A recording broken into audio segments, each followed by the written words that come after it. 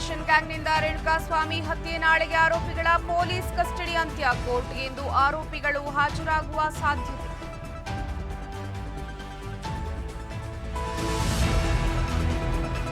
D ಗ್ಯಾಂಗ್ನಿಂದ Renukaswamy ಹತ್ಯೆ ಘಟನೆ ಬಗ್ಗೆ ನಟ ದರ್ಶನ್ ಪಶ್ಚಾತ್ತಾಪದ ಮಾತು. ಮಹಜರು ಮುಗಿದ ಬಳಿಕ ದರ್ಶನ್ ಮನಸ್ಥಿತಿ ಬದಲು.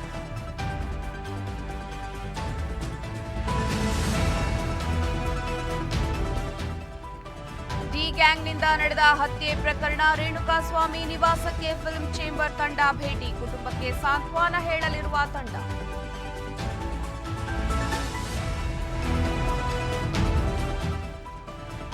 ಅಪರಿಚಿತ ವಾಹನಕ್ಕೆ ಸಿಲುಕಿ ಗಂಡು ಚಿರತೆ ಸಾವು. ಆಹಾರ ಅರಸಿ ಗ್ರಾಮದತ್ತ ಬಂದ ಚಿರತೆಗೆ ಅಪಘಾತ. ನೆಲಮಂಗಲದ ದಾಸನಪುರದ ಬಳಿ ಘಟನೆ.